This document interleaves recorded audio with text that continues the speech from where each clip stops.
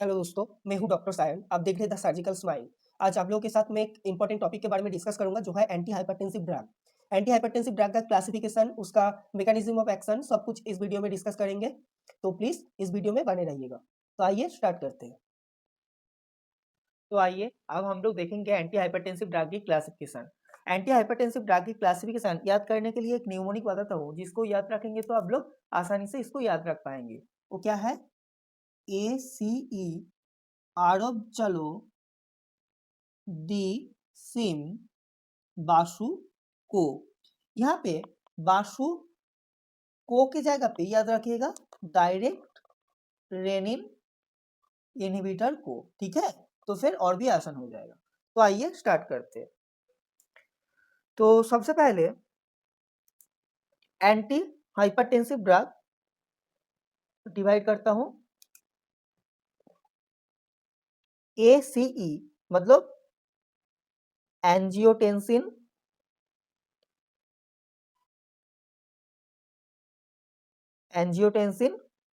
Converting enzyme. Okay, दूसरा क्या आएगा? Angiotensin receptor blocker. ठीक है, तीसरा क्या आएगा? Calcium channel blocker.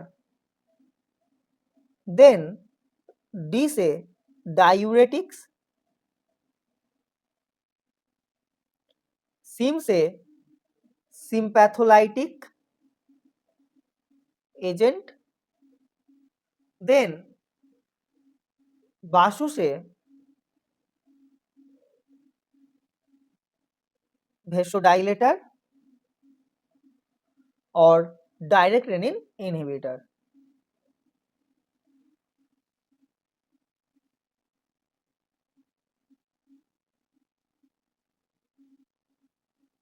तो एक बार इसके साथ मैच कर लेते हैं, कैसे याद रखेंगे आप लोग।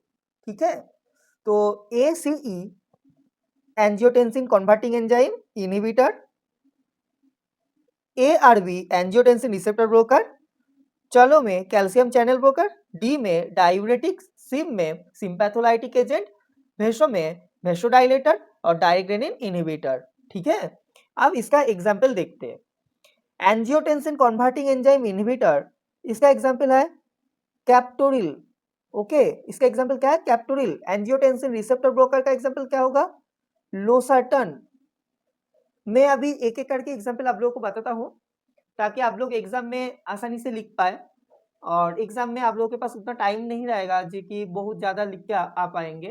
तो इसीलिए मैं एक एक एग्जाम्पल ही आप लोगों को बताता हूँ। ठीक है, एंजियोटेंसिन रिसेप्टर ब्लोकर का एग्जाम्पल क्या है? लोसर्टन।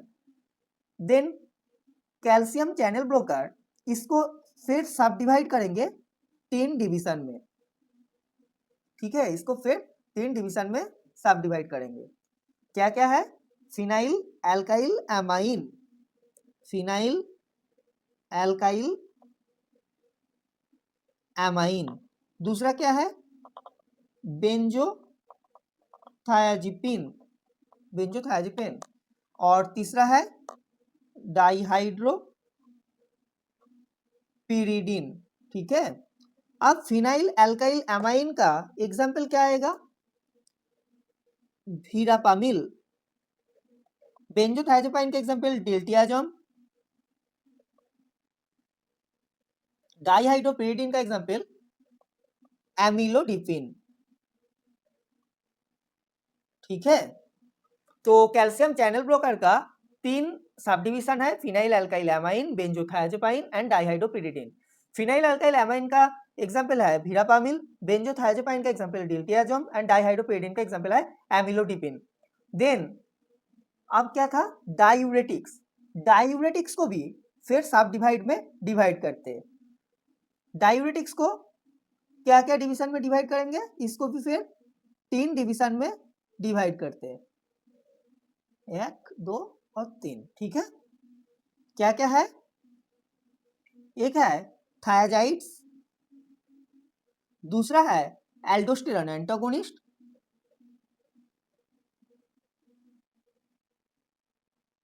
और तीसरा है हाई सीलिंग। ठीक है। थायाजाइड्स का एग्जाम्पल क्या आएगा? हाइड्रोक्लोरोथायाजाइड, एल्डोस्टेरॉन एंटागोनिस्ट का एग्जाम्पल एवलिरिनोन, हाइसिलिन का एग्जाम्पल फ्लोरोसिमाइड। ठीक है, तो डायूरेटिक्स को 3 डिवीजन में फर्दर डिवाइड किया, thiazides, aldosterone antagonist and high ceiling. Thiazides का example hydrochlorothiazide, aldosterone antagonist eplerenone and high ceiling का example फ्लोरोसिमाइड।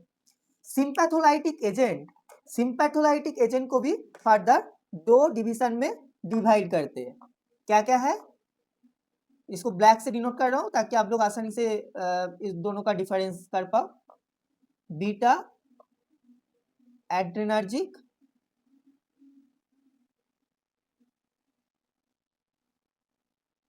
Beta adrenergic blockers and alpha plus beta adrenergic blockers.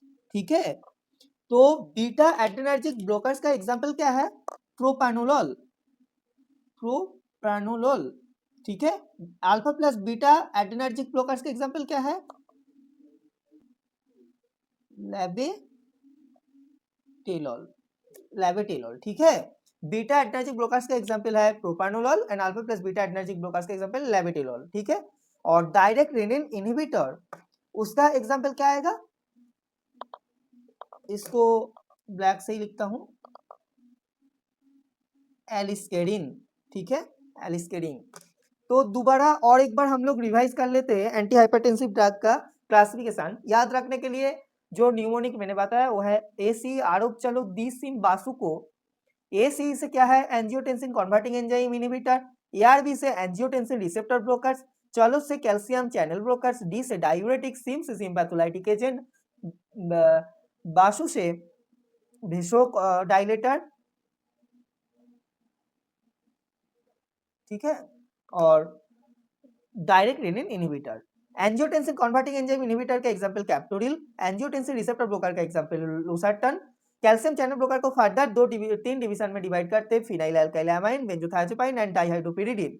Phenyl alkyl amine का example verapamil, benzothiazepine का example diltiazem, dihydropyridine का example amlodipine. ठीक है, और diuretics को भी फिर 3 डिवीजन में डिवाइड किया, thiazides, aldosterone antagonist and हाइसिलिन।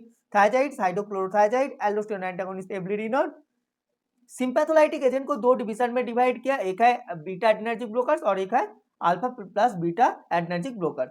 Beta adrenergic blockers का एग्जांपल है प्रोपानोलोल और alpha plus beta adrenergic blockers का एग्जांपल है लेबेटेलोल।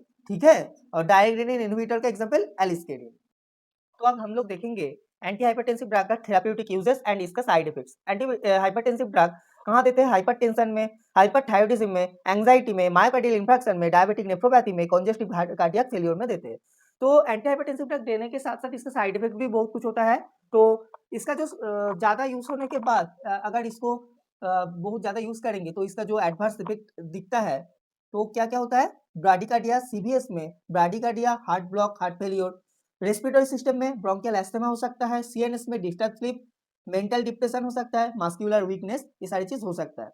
और एक चीज आप लोगों को बता देता हूं, अगर anti hypertensive drug specially ACE inhibitor NSAIDs साथ में कोई पेशेंट लेगा तो उसका क्या इफेक्ट हो सकता है?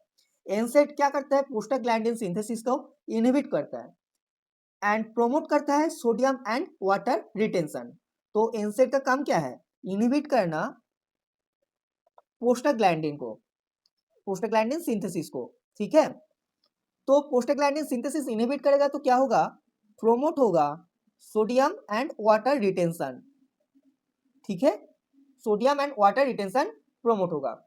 और AC inhibitor anti hypertensive drug का क्या काम है? सोडियम एंड वाटर का एक्सक्रीशन कर देता है और इनहिबिट कर देता है सोडियम चैनल को और एक्टिवेट कर देता है पोटेशियम चैनल का।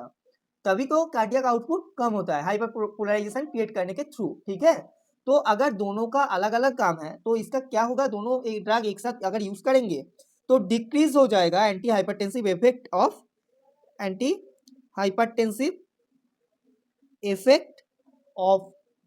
ACE इनहिबिटर, ठीक है। तो ये जो आप लोगों को पता है ये है ड्रग इंटरेक्शन, इसको याद रखिएगा। कभी भी anti hypertensive drug and NSAIDs एक साथ नहीं दे सकते, क्योंकि एनसेड्स का काम है प्रोस्टाग्लैंडिन सिंथेसिस को इनहिबिट करना।